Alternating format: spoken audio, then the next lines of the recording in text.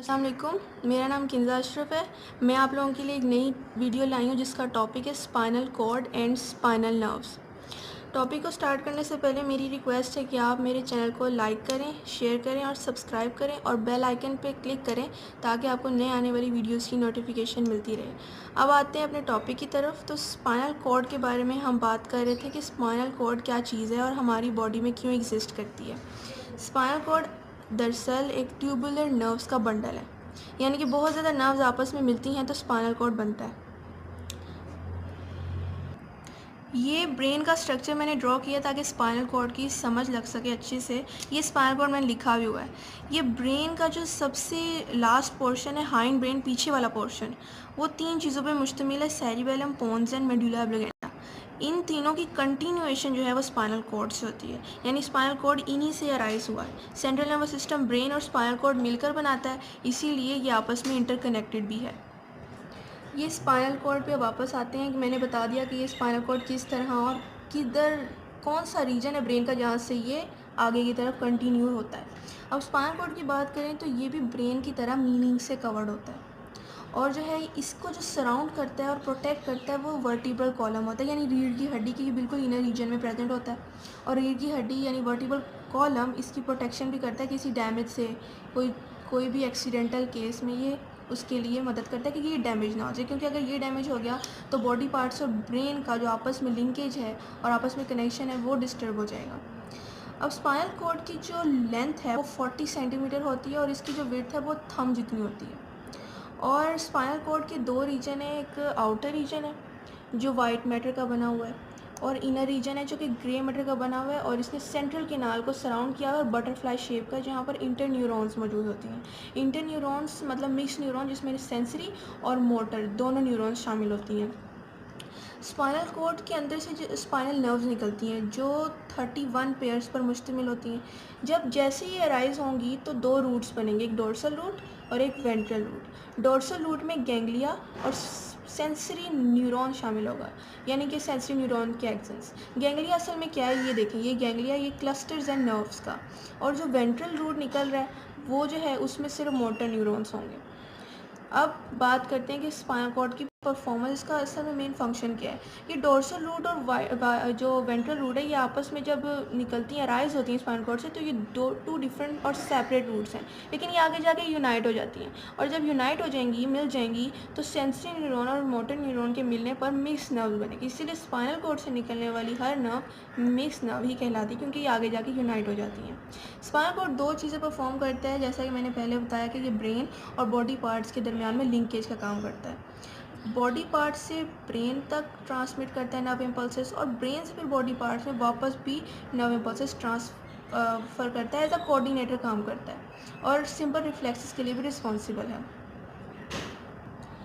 ये हमारी बॉडी में 2 सिस्टम मौजूद हैं, सेंट्रल नर्वस सिस्टम और peripheral nervous system. Central nervous system के अंदर जो 2 कंपोनेंट्स हैं जो मिलकर सेंट्रल नर्वस सिस्टम बनाते हैं, उसमें ब्रेन आ जाता है और स्पाइनल कॉर्ड आ जाता है, जिसके बारे में हम जिक्र कर चुके हैं।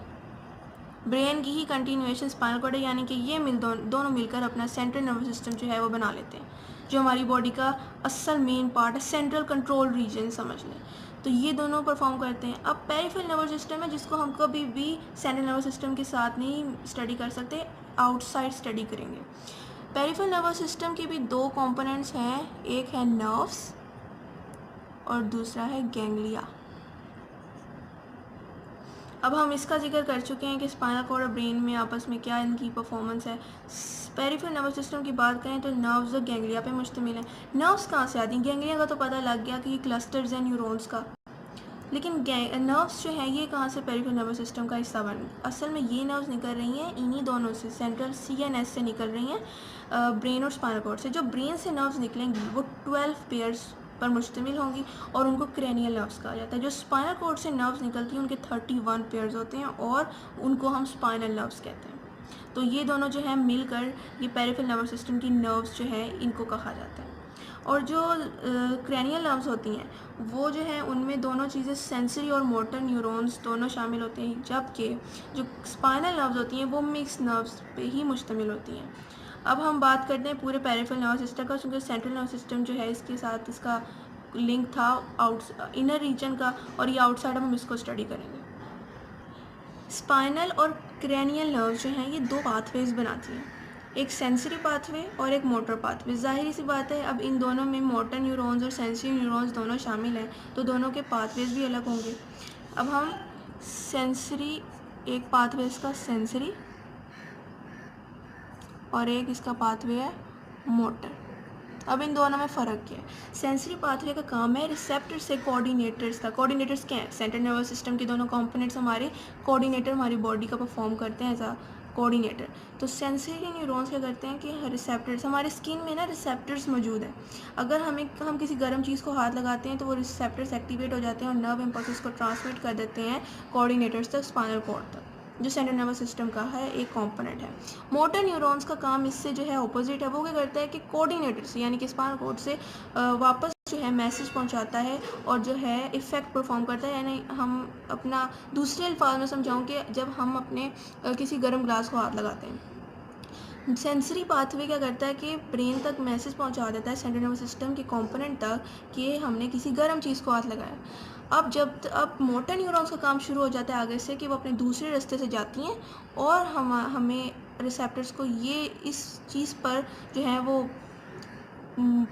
पूरा उनको मजबूर कर देती हैं कि वो एक रिस्पॉन्स क्रिएट करें और हम अपना हाथ फ़ौरन पीछे कर लें, और ये बहुत ही क्विक एक्शन होता है जिससे रिफ्लेक्स एक्शन कहा जाता है। मोटर पाथवे जो है ये मज़ीद दो नर्वस सिस्टम जो हैं वो क्रिएट करती हैं, उनसे अराइज होते हैं। एक का नाम है सोमेटिक नर्वस सिस्टम, मैं एनएस लिख रही हूँ, और एक का नाम है, यहाँ मैं लिख रही हूँ, autonomic nervous system. Somatic nervous system का क्या काम है? सोमेटिक नर्वस सिस्टम जो है हमारे बॉडी के वो एक्शंस जो हमारे इख्तियार में हो, जिनको हम कंट्रोल कर सकें, कॉन्शियस और वॉलेंट्री एक्शंस जिनको कहा जाता है, ये उन चीज़ों के लिए रिस्पॉन्सिबल होता है। फॉर एग्जांपल, और इनमें मोटर न्यूरॉन्स शामिल होते हैं। मैंने मोटर न्यूरॉन्स का आप लोगों को काम बताया कि हमेशा ये सेंट्रल नर्वस सिस्टम से इफेक्टर तक जाते हैं ताकि एक रिस्पॉन्स क्रिएट कर सकें। तो मोटर न्यूरॉन इसमें शामिल होते हैं। वो क्या करेंगे कि सेंट्रल नर्वस सिस्टम से स्केलेटल मसल्स तक जो है वो नर्व्स ट्रांसमिट करेंगे इम्पल्सेस को, ताकि वो परफॉर्मेंस जो है, मूवमेंट जो है वो कर सकें। हमारे जो लेग्स और आर्म्स, इन सब की मूवमेंट हम अपने खुद के कंट्रोल में होती है, हम कंट्रोल कर सकते हैं, अपनी मर्ज़ी से हिल सकते हैं, अपनी मर्ज़ी से कहीं भी जा सकते हैं। तो ये सारे हमारे वॉलंटरी रिएक्शन है, सोमैटिक नर्वस सिस्टम कहलाएंगे। अब दूसरा सिस्टम है ऑटोनॉमिक नर्वस सिस्टम। नाम से ही ज़ाहिर है, ऑटो यानी कि कोई काम ऑटोमेटिकली जो है परफॉर्म हो रहा है। हम अपने हार्ट बीट को, इंटरनल ऑर्गन्स को, ग्लैंड जो मैंने एंडोक्राइन सिस्टम में बताए थे, डिफरेंट ग्लैंड, उनकी सिक्रिएशन को कंट्रोल नहीं कर सकते।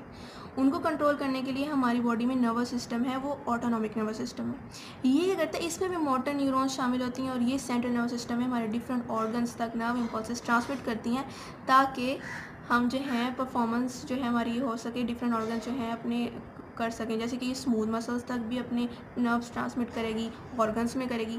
फॉर एग्जांपल, हमारे स्टमक के जो मसल्स हैं वो डाइजेशन करते हैं, वो हमारे कंट्रोल में नहीं है, वो इसी की कंट्रोल में है। अब इससे मज़ीद दो जो है वो टाइप्स निकलती हैं। एक है सिम्पैथेटिक नर्वस सिस्टम, मैं एनएसई लिख रही हूँ, और एक हमारा है पैरासिम्पैथेटिक नर्वस सिस्टम। बात वही है बाकी। सिम्पैथेटिक और पैरासिम्पैथेटिक नर्वस सिस्टम में फ़र्क क्या है? सिम्पैथेटिक की बात करें तो आसान अल्फाज में समझाऊँ तो, अगर हमारे साथ कोई इमरजेंसी सिचुएशन पैदा हो जाए, कोई स्ट्रेस आ जाए, तो हमारी आइज़ का जो प्यूपल है वो डायलेट हो जाएगा। स्टमक की जो है डाइजेशन प्रॉपर्ली नहीं होगी, क्योंकि टेंशन होगी। हाइपरटेंशन की कंडीशंस में ये होता है, स्ट्रेस हो, और हमें भूख नहीं लगेगी, हमारा ब्रीथिंग रेट हाई रहेगा, हमें जो है वो हार्ट बीट हमारी नॉर्मल नहीं होगी।